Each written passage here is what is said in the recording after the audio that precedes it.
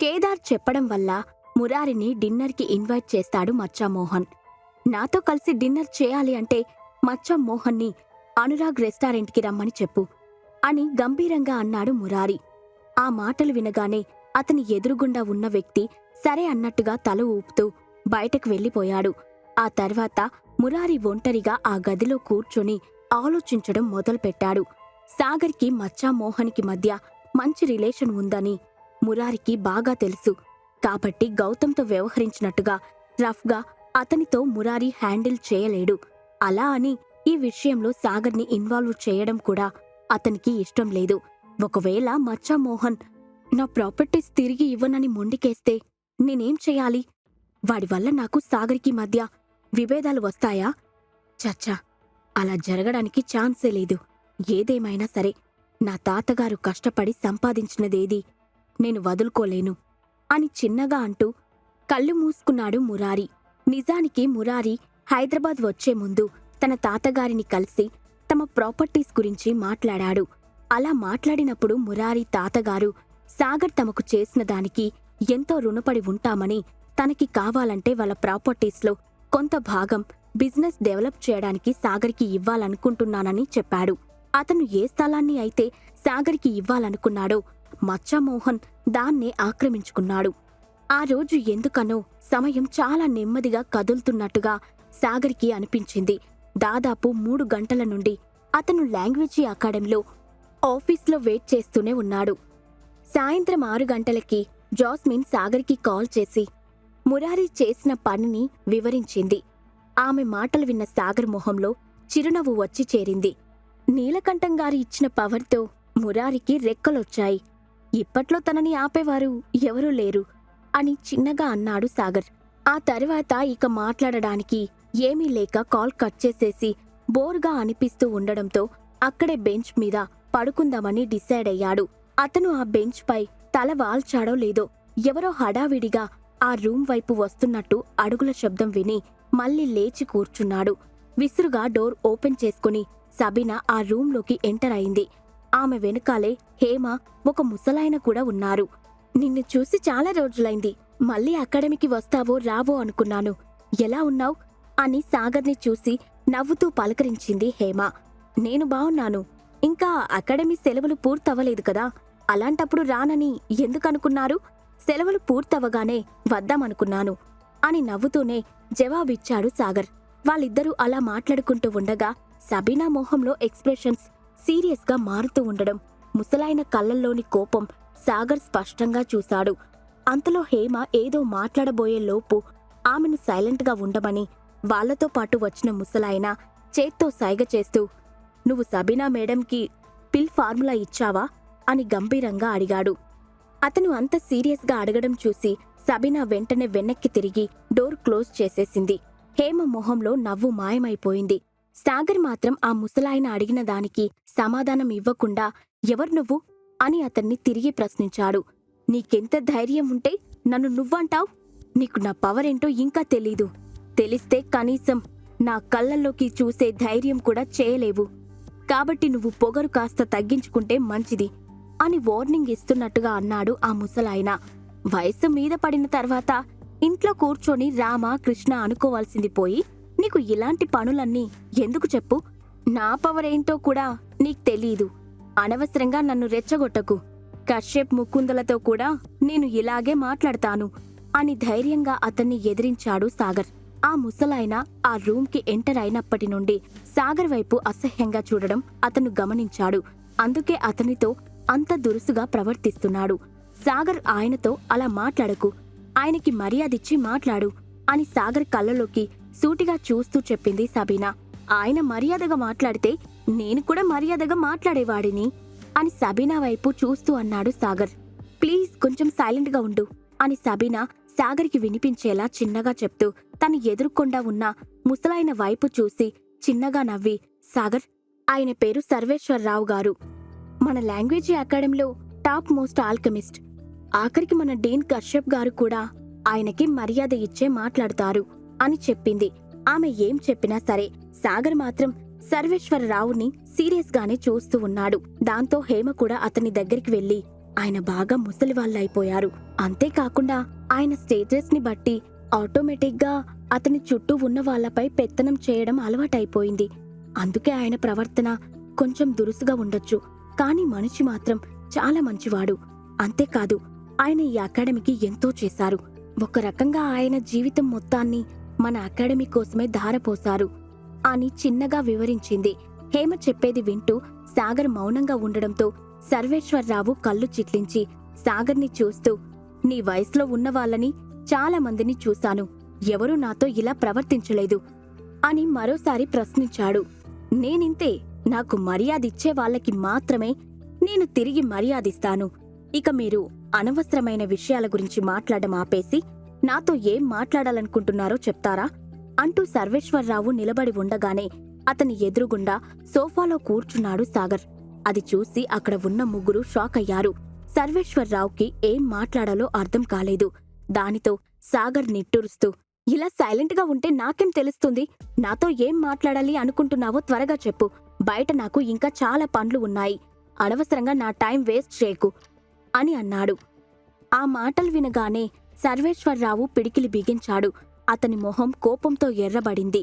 నీ పొగరు హద్దులు దాటింది. ఈ రోజు నిన్ను ఈ అకాడమీ నుండి అడుగు బయట పెట్టనివ్వను అని నేలపై బలంగా తంతు అన్నాడు సర్వేశ్వరరావు. హో అని భుజాలు ఎగరేస్తూ తేలికగా అన్నాడు సాగర్. అతని ప్రవర్తన సర్వేశ్వరరావుని మరింత కోపోద్రిక్తుడిని చేసింది. అతను పిడికిలి బిగించి పక్కనే ఉన్న డెస్క్పై బలంగా కొట్టాడు. సార్, దయచేసి కూర్చోండి. సాగర్ ఇంకా చిన్నవాడు. మీ గురించి అతనికి పూర్తిగా తెలీదు. తన మీద కోపం తెచ్చుకోకండి అంటూ సర్వేశ్వరరావుని కూల్ చేసే ప్రయత్నం చేసింది హేమ. సబీనా వెంటనే అతనికి సపోర్ట్ ఇస్తూ పక్కనే ఉన్న చైర్లో కూర్చోపెట్టింది. కాని అతను మాత్రం ఎర్రపడిన కళ్ళతో సాగర్ని చూస్తూ పళ్ళు నూరుతూ ఉన్నాడు. సాగర్ సర్వేశ్వరరావు గారిని వెంటనే క్షమాపణ అడుగు అని కళ్ళు పెద్దవి చేసి సీరియస్గా చెప్పింది సబీనా. నేనెందుకు క్షమించమని అడగాలి? ఆయన నన్ను ఎలా చూశారో మీకు తెలుసు కదా అని తగ్గేదే లేదు అన్నట్టుగా ఆమెను తిరిగి ప్రశ్నించాడు సాగర్. సాగర్ అని సబీనా ఇంకా ఏదో చెప్పబోతూ ఉండగా, అసలు మీరు నన్ను ఇంతసేపు వెయిట్ చేయించింది ఈ ముసలోడు నాపై కోప్పడుతూ ఉంటే చూస్తూ ఊరుకోవడానికా? మీ పద్ధతి ఏం బాలేదు. నాకిక్కడ బోర్ కొడుతుంది. నేను బయలుదేరుతాను.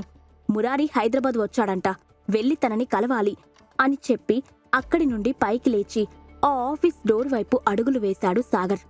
అతను ఆ డోర్ హ్యాండిల్ పట్టుకుని మరొక్కసారి వెనక్కి తిరిగి, హేమా మేడం, మిమ్మల్ని ఈసారి ఎప్పుడైనా వచ్చి కలుస్తాను అని నవ్వుతూ చెప్పాడు. అతను కనీసం సర్వేశ్వరరావు వైపు చూపు కూడా తిప్పలేదు. హే హే, ఎందుకంత కంగారు? మురారి ఎలాగో ఇక్కడే ఉంటాడు. అతన్ని రేపు కలిసినా వచ్చే నష్టమేమీ లేదు అని సాగర్ని ఆపే ప్రయత్నం చేస్తూ కంగారుగా చెప్పింది సబీనా. అక్కడ సాగర్కి తెలియని విషయం ఏంటంటే, అతను ఇచ్చిన పిల్ ఫార్ములా లాంగ్వేజీ అకాడమీలో ఉన్న హై లెవెల్ అఫీషియల్స్ వాదనకు దిగేలా చేసింది. సాగర్ ఆఫీస్లో వెయిట్ చేస్తూ ఉన్న సమయంలో అకాడమీ 2 గంటల పాటు మీటింగ్ ఏర్పాటు చేసింది. దాదాపు 12 మంది ఆల్కెమిస్టులు సాగర్ ఇచ్చిన పిల్ ఫార్ములా ఒరిజినలా కాదా అని టెస్ట్ చేసి రిజల్ట్ డిక్లేర్ చేశారు. రిజల్ట్ చూసిన వెంటనే సర్వేశ్వరరావు ఆనందానికి అవధులు లేకుండా పోయాయి. అతను ఎగ్జైట్మెంట్తో గట్టిగా అరుస్తూ సాగర్ని కలవాలని అడిగాడు. అందుకే వాళ్ళు అతన్ని సాగర్ దగ్గరికి తీసుకువచ్చారు. సబీనా మాటలు విన్న సాగర్ ఒక క్షణం ఆగి, నేను మీకు ఆల్రెడీ చెప్పాను. నేనిక్కడ 3 గంటలు వెయిట్ చేసిన తర్వాత ఈ ముసలోడిని తీసుకొచ్చి నా మూడ్ మొత్తం స్పాయిల్ చేశారు. నాకింకా ఇక్కడ ఉండాలని లేదు అని భుజాలు ఎగరేస్తూ చెప్పాడు. అతని మాటలు విన్న సబీనా ఏం సమాధానం చెప్పాలో తెలియక మొహం తిప్పుకుంది. హేమ మాత్రం అతన్ని కామ్ చేస్తూ తను వెయిట్ చేస్తున్న సమయంలో ఏం జరిగిందో నిదానంగా వివరించింది. ఆ తర్వాత సర్వేశ్వరరావుకి కూడా సాగర్ గురించి వివరించి చెప్పింది. మీరు చెప్పిన దాన్ని బట్టి చూస్తే ఈ ముసలాయన నా దగ్గర నుంచి ఆల్కెమీ నేర్చుకోవాలి అనుకుంటున్నాడు, అంతేనా అని అనుమానంగా అడిగాడు సాగర్. నోర్ముయ్, నీలాంటి కుర్రాడి దగ్గర ఈ సర్వేశ్వరరావు ఆల్కెమీ నేర్చుకోవాల్సిన అవసరం లేదు. నువ్వు పిల్ ఎలా తయారు చేస్తావో చూసి సూపర్వైజ్ చేయడానికి వచ్చాను. నువ్వు ఒకవేళ ఏదైనా తప్పు చేశావంటే ఆ తర్వాత మళ్ళీ పిల్ ప్రిపేర్ చేయడానికి మన దగ్గర ఇంగ్రీడియంట్స్ లేవు అని ఆవేశంగా చెప్పాడు సర్వేశ్వరరావు. లాంగ్వేజీ అకాడమీ చాలా రిచ్ అని విన్నాను. మీకు ఫండ్స్కి లోటు లేదంటగా అలాంటప్పుడు 4 ఇంగ్రీడియంట్స్ పోతే మళ్ళీ కొనుక్కోలేరా ఏంటి అని ఎగతాళిగా అన్నాడు సాగర్. కోపంతో ఎర్రబడిన సర్వేశ్వరరావు మొహం చూస్తూ ఉంటే సాగర్కి మరింత ఆట పట్టించాలనిపించింది. 4 ఇంగ్రీడియంట్సా? అసలా మెడిసిన్లో వాడే హెర్బ్స్ అన్నీ ఎంత విలువైనవో నీకు తెలుసా? వాటి మెడిసినల్ ప్రాపర్టీస్ ఏంటో సరిగ్గా చదివావా అని సాగర్ వైపు నమ్మలేనట్టుగా చూస్తూ అన్నాడు సర్వేశ్వరరావు. నేను వచ్చినప్పుడు ఒక మాట, ఇప్పుడొక మాట చెప్తున్నారు. పిల్ ప్రిపేర్ చేసినప్పుడు ఫెయిల్ అయినా సరే నన్ను ఎవరూ క్వశ్చన్ చేయరని ఇందాక సబీనా మేడం చెప్పారు. నేను పిల్ ఫార్ములాను ఇచ్చిన తర్వాత మళ్ళీ హెర్బ్స్ డ్యామేజ్ అయినా నాదే బాధ్యత అంటే ఎలా? నాకు ఇదేదో తేడాగా ఉంది అని సబీనా వైపు చూసి గంభీరంగా అన్నాడు సాగర్. ఎదుటివాడిని టీజ్ చేయడంలో ఎప్పుడు ముందుంటాడు, చిన్న ఛాన్స్ వచ్చినా వదిలిపెట్టడు అని మనసులో అనుకుంది సబీనా. కాని సాగర్ అడిగిన దానికి మాత్రం సమాధానం ఇవ్వలేదు. నువ్వు ముందు పిల్ ప్రిపేర్ చేయి సాగర్, తర్వాత సంగతి అప్పుడు చూసుకుందాం అని నెమ్మదిగా చెప్పింది హేమ. అయితే నాకు ఇంగ్రీడియంట్స్ అన్నీ ఇస్తారా అని ఎగ్జైటెడ్గా అడిగాడు సాగర్. అతని ఎగ్జైట్మెంట్ చూసిన సబీనా కళ్ళు చిట్లించి, అంత ఎగ్జైట్మెంట్ పనికిరాదు, ముందు కూర్చొని అన్నీ స్లోగా డిస్కస్ చేసుకుందాము అని చెప్పింది. సాగర్ పిల్ ఫార్ములా ఇచ్చినప్పటికీ లాంగ్వేజీ అకాడమీలో ఉన్నవాళ్లు దాన్ని తయారు చేయలేమని చేతులెత్తేశారు. ఎందుకంటే దాన్ని తయారు చేయడానికి కల్టివేషన్ పవర్ని కూడా ఉపయోగించాలి. అక్కడ ఉన్నవాళ్లలో శూన్య స్టేజ్కి చేరుకున్న ఆల్కెమిస్ట్ చాలా తక్కువ మంది ఉన్నారు. అదీ కాక ఆ స్టేజ్లో ఉన్న వాళ్ళందరూ వృద్ధులు కావడంతో దాన్ని చేసే ఓపిక వాళ్ళకి లేదు. దాంతో వాళ్ళకి మిగిలిన ఒకే ఒక్క ఆప్షన్ సాగర్. అట్లీస్ట్ తను ట్రై చేస్తానన్నాడని ఈ ఆపర్చునిటీ తనకే ఇద్దామని హేమ అక్కడ ఉన్న వాళ్ళందరినీ ఒప్పించి వచ్చింది. సబీనా మాటలు విన్న సాగర్ మాత్రం అయోమయంలో పడ్డాడు. ఇందులో మాట్లాడి డిస్కస్ చేయాల్సిందేముంది? నేను మీకు ఇంగ్రీడియంట్స్ ఇచ్చాను, పిల్ ఎలా చేయాలో కూడా చెప్పాను. మీరప్పుడే నా చేతిలో హెర్బ్స్ని పెట్టి ఉంటే ఈ పాటికి పిల్ మీ చేతిలో పెట్టి ఉండేవాడిని అని కాన్ఫిడెంట్గా అన్నాడు సాగర్. అది సరే కాని అంటూ సబీనా ఏదో నానుస్తూ ఉండడంతో సాగర్ ఆవేశంగా పైకి లేచి, ఇందులో నాకు ఎలాంటి లాభం లేకపోయినా సరే నేను మీకు పిల్ ప్రిపేర్ చేసి ఇస్తాను అన్నాను. ఇంతసేపు నన్నిక్కడ కూర్చోబెట్టి నా టైం వేస్ట్ చేసింది కాకుండా ఇంకా ఏదో డిస్కస్ చేయాలి అంటున్నారు. ఇప్పుడు చెప్పండి, నేను పిల్ ప్రిపేర్ చేసినందుకు లాంగ్వేజీ అకాడమీ తిరిగి నాకు ఏమిస్తుంది అని క్వశ్చన్ చేశాడు. సాగర్ అడిగిన ప్రశ్నకు సబీనా ఏం సమాధానం చెప్పనుంది? పిల్ ప్రిపేర్ చేసే విషయంలో సర్వేశ్వరరావుకి సాగర్కి మధ్య ఏదైనా గొడవ జరగనుందా?